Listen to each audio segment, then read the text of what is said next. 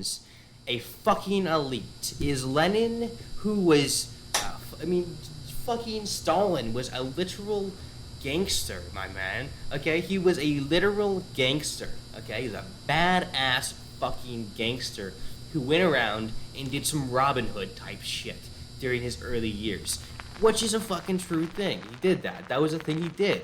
You can see his fucking his fucking mugshot pictures. He has mugshot pictures, I think, if I'm not mistaken. I think those cameras back then, right? Yeah, those cameras back then. What is post-leftism? He doesn't go into that, I'm sure. He doesn't know what the fuck post-leftism is. Class reductionism. Okay. He probably knows something or two. He probably knows a thing or two about class reductionism, the Nazbol vortex. So I'm assuming what he means is that like Marxist Leninists or something of that nature, something of this ridiculous assertion, are somewhat akin to go into Nazbol-like beliefs. And with regards to that, I would only see the logic in that if you talk about how they sometimes read Dugin, they sometimes read Fourth Theory, and that is just a form of reading theory. It's just reading theory to fucking read theory, and it's very interesting. Dugin is incredibly interesting to read, and he's kind of wacky, and also these people are kind of crazy. So, I mean, it's really interesting to read them and that sort of stuff. Fourth Theory, for example, I've read part of that book, or part of the book which kind of introduces Fourth Theory. Myself, actually, well before I even got into MLism, I thought it was extraordinarily based, at least for the beginning part. I didn't read very much into it, I'll be fair. I did read the anti-liberal part about how liberal hegemony works and that sort of thing. But that was a very, very, very strong influence on me throughout the creation of Cackle, the Curlis Alice Radicalis Curlis, no, Curlis Ali Radical. Sorry. Let me just look. Let me just look here. I know what it's called, guys. Curlis Ali Radicalis Liberalismum. Sorry, took me a second. I get there, but that's kind of some of my anti-liberal positions came from that, and to some extent, my ideology of minimalism that I've sort of defunct at this point was to some extent based upon, or at least the anti-liberal stuff was based upon the principles of anti-liberalism and that sort of stuff. So as we go on and on and on about this sort of thing, you know, it's not really. I don't know what I'm just gonna say. So I mean, this is actually my manifesto now, but I mean, I really like writing. Well, obviously you can tell. So I do writing. This is not necessarily entirely representative of my views now. And I wrote a lot of it as an anarchist, and when I was an anarchist, I wrote a lot of this, and I still do believe a lot of it. I do believe that there is a unnatural monopoly on certain things, but once that monopoly is owned by the the proletarian masses through a vanguard and through these other institutions and that sort of thing, of which Marxist Leninism provides graciously as a working model for how to achieve this. I believe that Marxist Leninism and maybe minimalism as a substrate, and I guess it's not really minimalism anymore. Although it's just kind of a name for an ideology. It had nothing to do originally with minimalism, but I do say that minimalism for a form of decommodification. He's talking about the Nazbol vortex, which is not really a thing. I have never seen an ML really go to a Nazbol. I don't think. I don't think I've ever seen that before. Genuinely. Let me see what he says about it. Nazbol vortex. I've already described what I consider a Nazbol to be. Quick refresher: a Nazbol is a Nazbol colloquially basically just means like a socialist Nazi or. No, they tend to just be anti-Semitic. Actually, if we're gonna be honest with ourselves, they just tend to be anti-Semitic, anti-Jewish. They talk about the Jewish question. I don't know if I can say that actually. Maybe I can. Don't know, but I haven't been shit on yet, so hopefully we're good. ostensibly the Nazgul vortex is bullshit, but the Nazgul is not necessarily influenced, I don't think, entirely by Nazism. If talking about the German kind, it is an extension of guild socialism in a reactionary form of socialism, and it's just kind of a reactionary socialism to some extent or another. He's correct when he says it's reactionary. However, he is incorrect when saying Marxist Leninism is at all related to National Bolshevism. And when he says that there's certain characteristics that Nazis have that Bolshevists or Marxist Leninists have, he is wrong, and he is wrong because it's just projection. He tends to be very anti-China, anti-other nations that are not necessarily Western, and they see them as having backwards culture and that sort of stuff. It's a form of racism. He obviously is a former alt-righter, and I actually heard this from Infrared, actually, where he talked about how they bred tube to the alt-right to bread tube pipeline, and how it doesn't necessarily change the racism. It just simply westernizes kind of it, or it just tends to be xenophobic kind of shit and all that other stuff. But for example, you fucking heard what's her name say "Do not come," Kamala Harris. And I mean, I have interesting takes on immigration to some extent or another as well, but it's interesting, I guess. But the Nazgul vortex doesn't exist, so. Person who believes what Nazis believe, but they also advocate for a proletarian revolution and for well, they don't advocate what Nazis are advocating for, so they really aren't. The Nazgul vortex is a hypothetical situation that I like to talk about. It's a term that people use outside of my community now, which is very strange to me, but I guess we'll roll with it. The Nazgul vortex. I haven't heard anybody see that outside of his community. I haven't even seen it outside of his videos. We're falling into a place in this country where there are people who want far-right politics, and they will argue to left-leaning people that the only way for them to achieve their left-leaning goals is to abandon progressivism and hurtle down to the right wing. There are people who engage in this behavior to varying extents, but the easiest way to explain it would be the kinds of people who are on the left but still like Tucker Carlson. So Tucker Carlson... What? What the fuck? I am genuinely confused. I am genuinely confused. I am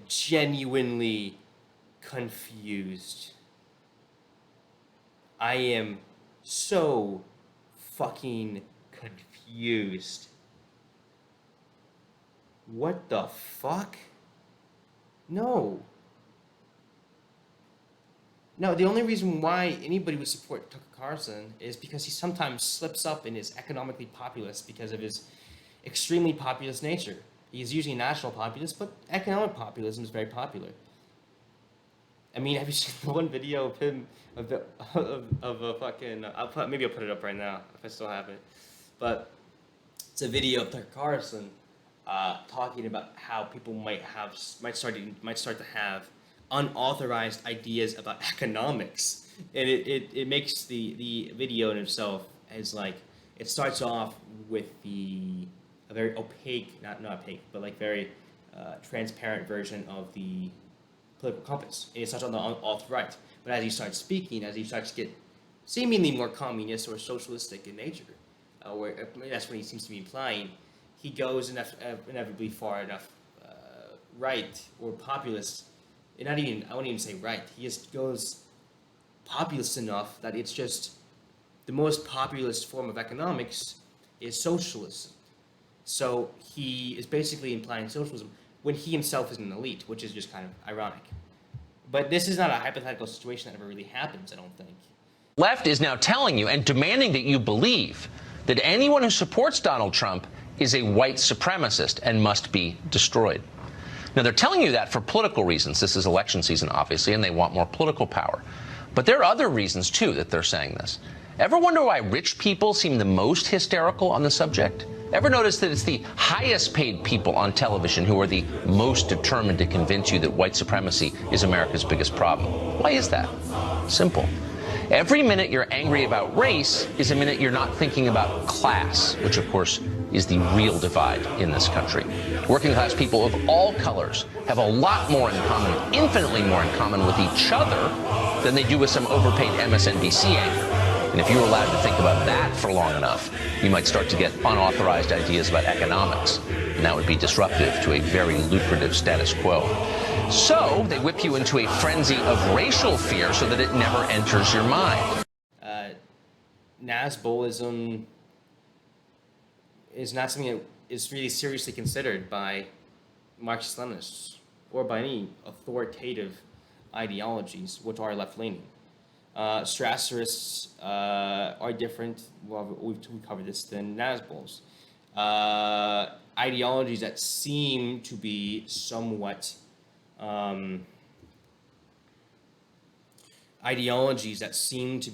contradictory tend to be very interesting to study.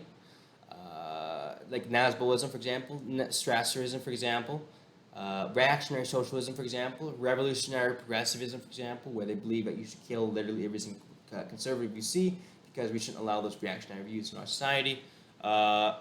It's interesting stuff. A lot of these ideologies that seem to be inherently reactionary, guild socialism, anarcho-primitivism, anarcho-distributism, and all these other ideologies are very, very interesting. And I would highly suggest you look into them. I think it's very interesting. It's a very fast, easy way of learning politics. Maybe I'll put this part at the beginning. I don't know. Liberal identity politics, dialectical materialism. I will see what he has to say about dialectical materialism. I myself have a hard time explaining it, at least to people I know. But we'll see what he has to say about it. What is dialectical materialism? Dialectical materialism is a Marxian revamp of a Hegelian concept called, well, the dialectic. The dialectic is the idea that you can improve a concept, an idea, by resolving it in a dialectical way. That is to say, a person provides a thesis, an idea, and you have a counter thesis, the counter argument, and then by smashing these two together, idea and counter, the antagonisms are resolved, or at least addressed, and you arrive at a synthesis. Basically, you have a concept, and...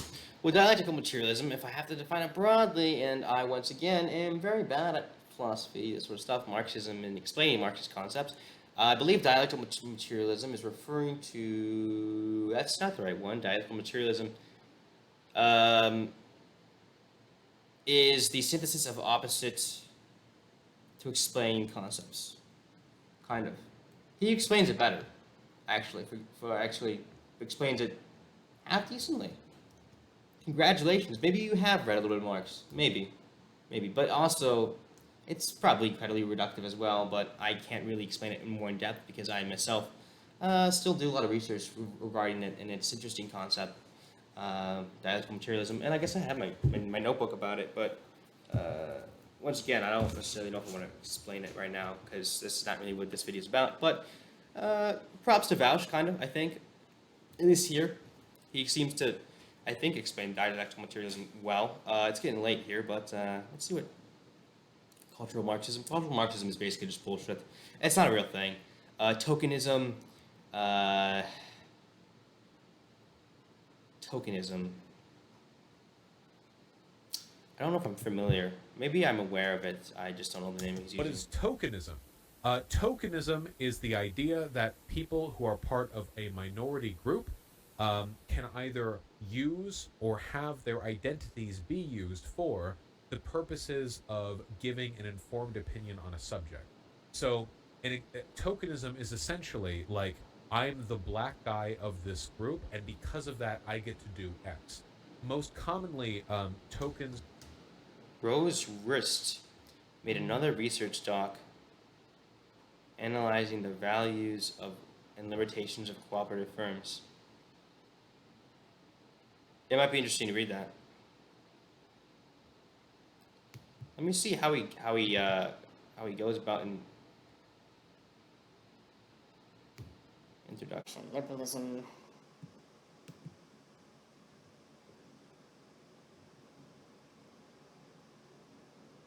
Do we have to cover egoism?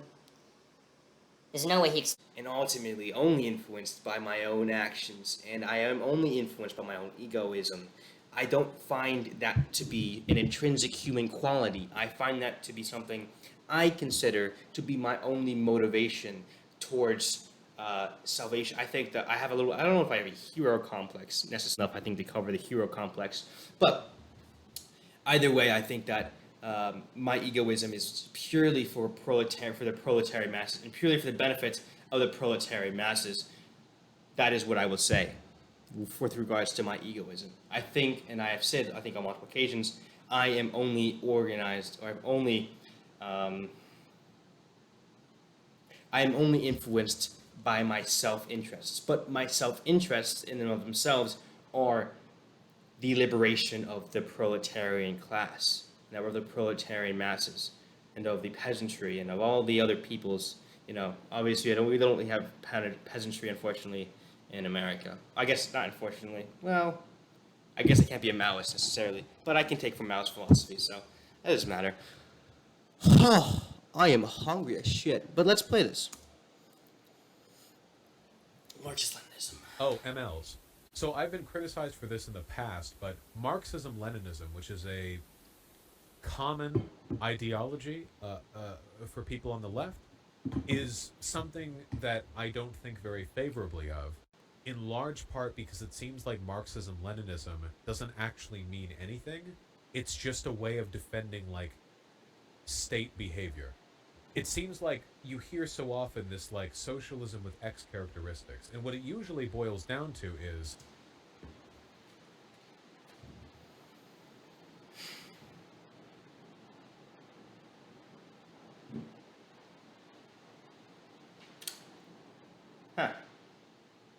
Really?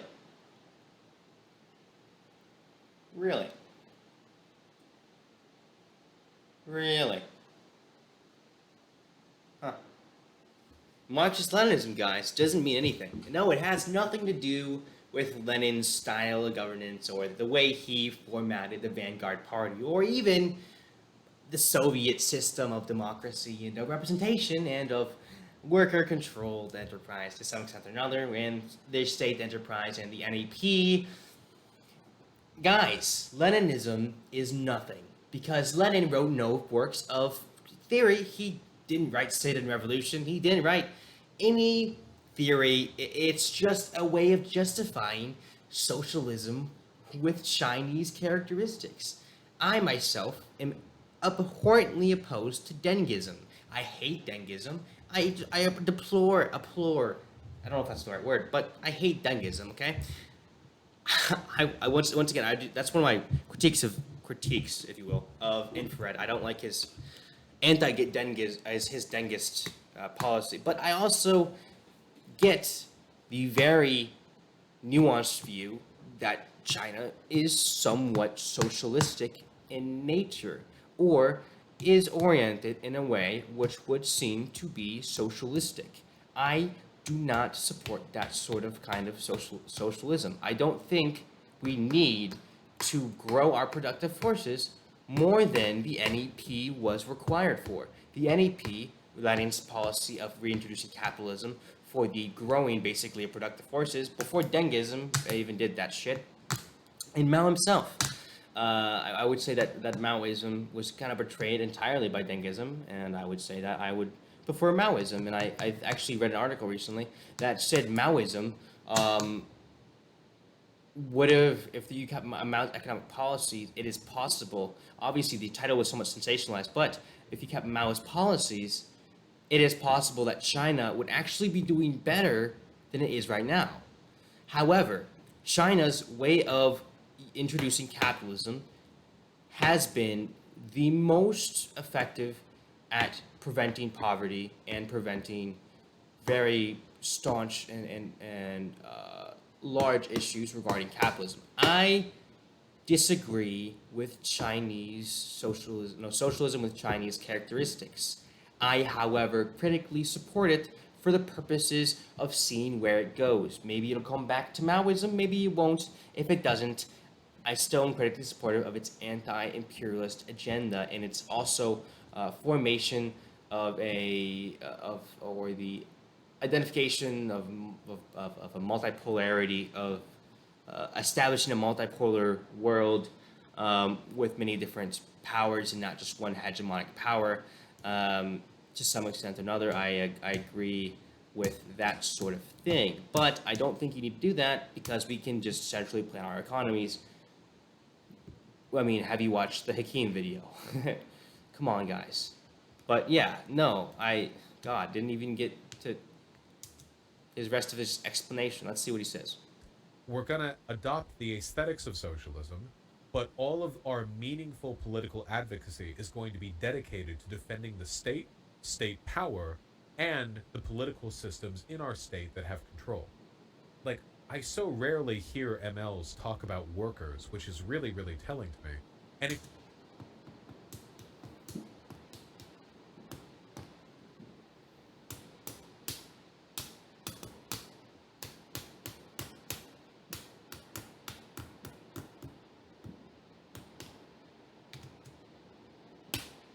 you look at the history of Marxism Leninism by No.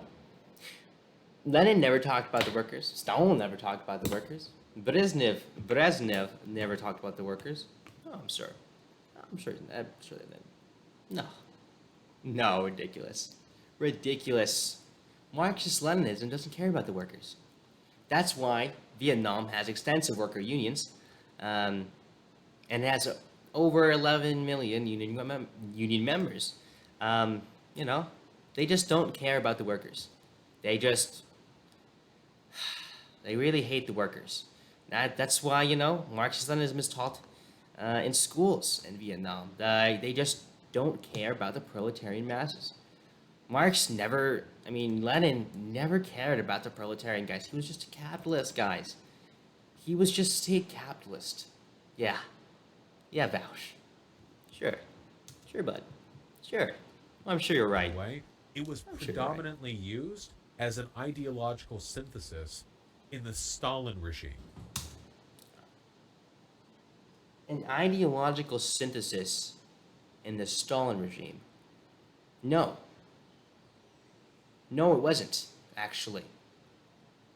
You're classically misinformed, and I can tell you read Wikipedia because I'm pretty sure that's where you're getting this from. Maybe, I don't know. Let's explain. Let's get more into this. So, I forgot what he just said, but I know I had an opposition to it. Let me see what he And said. if you look at the history of Marxism, Okay, so no, Marxist-Leninism is not Stalinism. Stalinism is a pejorative used to refer to the supposedly gajillion deaths that happened under Stalin. The innumerous deaths that were purposefully caused by Stalin, which is false entirely. For example, the Holodomor. Who did fucking Stalin pay for the fucking clouds to just not fucking rain? The Holodomor. Okay. Yeah. Oh, I believe you. Yeah. It happened. Sure. Well, it did happen actually, but not in the way Vaush would put it, for fucking sure. The kulaks, God bless their souls. No, I'm kidding. Fuck the kulaks. They deserved worse. No, I'm kidding. No, but the dekulakization was a process of taking hoarded grain away from kulaks, Taking hoarded grain away from kulaks. I just realized it reloaded, so maybe the fucking video buffered. I'm not sure. But that is, dekulakization was, they were hoarding grain. They were like, yo, can you stop that? Because we're kind of starving here. And that sort of thing. I could bring more stuff up if we want to go into the more stuff about the Holodomor, but broadly speaking, the number of 3 to 2 million, I believe, or the numbers commonly associated with the supposed Holodomor, to quote Sir John Maynard, an official in the Indian government who was a renowned expert on famines and on that sort of thing, said based on his experience, which in the actual his experiences with such events, the idea of 3 or 4 million dead has simply passed into legend.